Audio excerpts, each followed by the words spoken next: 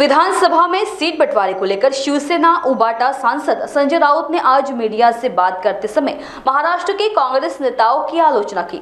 महाराष्ट्र के कांग्रेस नेता फैसले लेने में सक्षम नहीं, ऐसा उन्होंने कहा था, जिस पर प्रतिक्रिया देते हुए कांग्रेस प्रदेश अध्यक्ष नाना पटोले ने कहा कि राउत के प्रमुख नेता महाराष्ट्र में रहते हैं, लेकिन हमारे नेता दिल्ली में है, इसलिए स्वाभाविक रूप से यह हमारा कर्तव्य है कि हम दिल्ली में वरिष्ठों को महाराष्ट्र में होने वाली घटनाओं के बारे में सूचित करें। महाराष्ट्र में होने वाली विधानसभा के जो विधानसभा का जो चुनाव हो रहा है, उसमें चुनाव आयोग ने जो अधिसूचना निकाली है और उसमें जब उन्हें पत्रकार परिषद में कहा है कि हमें पारदर्शक चुनाव करना है, तो चुनाव आयोग के ही व्यवस्था में पारदर्शिता नहीं है और सत्ता पक्ष के इशारे पे अगर चुनाव लड़ा जाए तो पारदर्शिता कहां से आएगी, ये प्रश्न हमारे सबके सामने खड़ा हुआ है। महाराष्ट्र में 7 नंबर का जो फॉर्म होता है वो ऑनलाइन डायरेक्ट डालकर लोगों के नाम वहां पे कम किए जा रहे हैं और कम कर उसमें कांग्रेस शरद पवार साहब के विचारधारा के वोट, उद्धव साहब के विचारधारा के वोट वो कम करने का काम महाराष्ट्र में किया जा रहा है और उसके पुरावे हमने आपको दिए हैं। मैं आह्वान करता हूं बीजेपी को, अरे दम है ना तो सामने से लड़ो। ऐसे ये पीछे से वार करने में लोकतांत्रिक व्यवस्था का खून करने का अधिकार तुमको नहीं दिया गया है। अगर गलती से तुमको दिल्ली में पावर मिल गया है तो उस पावर का, और राज्य में भ्रष्टाचार से बनी हुई असंवैधानिक सरकार, ये सरकार के माध्यम से महाराष्ट्र में होने वाली लोकतांत्रिक व्यवस्था की जो चुनाव है, जो लोकतांत्रिक व्यवस्था का उत्सव है, और ये महाराष्ट्र शाहू आंबेडकर का महाराष्ट्र है। ये महाराष्ट्र में अगर तुम लोकतांत्रिक व्यवस्था का खून करना चाहते हो तो कदापि यहाँ पे महाराष्ट्र की जनता होने नहीं देंगी। लड़ना है तो सामने से लड़ो, पर तुम्हारे में दम नहीं है क्योंकि तुम हारने वाले हो। तुम्हारे इस सर्वे में तुम्हारी लोगों ने पोल खोल के रखी है। जिस तरह से महाराष्ट्र बेचकर तुमने गुजरात को बेच दिया, नरेंद्र मोदी और अमित शाह का एटीएम महाराष्ट्र बन चुका है। महाराष्ट्र को लूटने का काम किया और महाराष्ट्र की जनता इनको सत्ता से बाहर निकालने का मानस बना कर रखी है।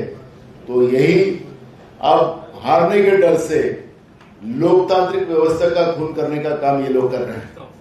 आपने देखा होगा कि लास्ट हमने चुनाव के पहले ही महाराष्ट्र की डीजी जो है उसके बारे में हमने कंप्लेंट की थी चुनाव आयोग को। वो कहा था कि असंवैधानिक व्यवस्था के आधार पर डीजी की नियुक्ति हुई रश्मि शुक्ला की।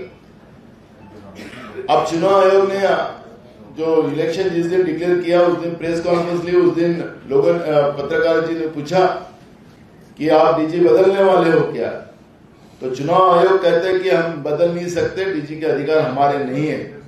फिर वेस्ट बंगाल का डीजी आपने कैसा बदला, उसका जवाब भी चुनाव आयोग को देना पड़ेगा।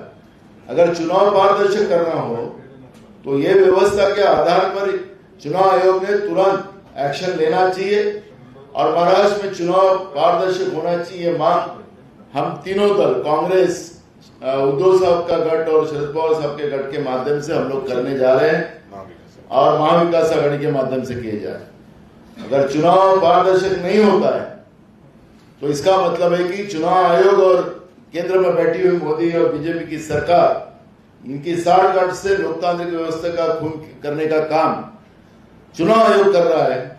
ये मैसेज देश में जाएगा और लोकतांत्रिक व्यवस्था के ऊपर से जनता का भरोसा उठ जाएगा। और इसलिए हम आज महाराष्ट्र के जो चुनाव आयोग के सीओ है चोकलिंगम जी, उनको पास जाकर हम सब ये बात को पास से अवगत कराएंगे। जो पुरावे हमारे पास है वो उनको देंगे और जो ऑनलाइन पद्धति से जिस तरह से ये पाप करने का काम जो किया जा रहा है उसको तुरंत रोकने का आदेश वो दे। और चुनाव आयोग की जो प्रक्रिया है, अब सरकार का कोई दखलंदाजी नहीं होना चाहिए। और एक दूसरा है कि महाराष्ट्र सरकार ने योजना दूत के नाम से 50,000 लोगों की नियुक्ति की है और उनको 50,000 रुपया दिया जाएगा। सरकार की योजना है उनके घर तक पहुंचाने के लिए वो, लेकिन सब लोग संघ के बीजेपी विचारधारा के हैं और सब प्राइवेट लोग हैं, सरकारी लोग नहीं है। और ये लोग सरकार का बैच लगाकर लोगों के घर जाकर वह कैंपेन वो लोग कर रहे हैं। जो महाराष्ट्र की जनता के पसीने का पैसा जो राज्य की तिजोरी में है उसको ये उड़ाने का काम और अपना कैंपेन करने का काम ये लोग कर रहे हैं। ये भी, इस बारे में भी हम कंप्लेंट चुनाव आयोग को करेंगे। तुरंत ये योजना व्यवस्था बंद की जाए, ये मांग हम करेंगे।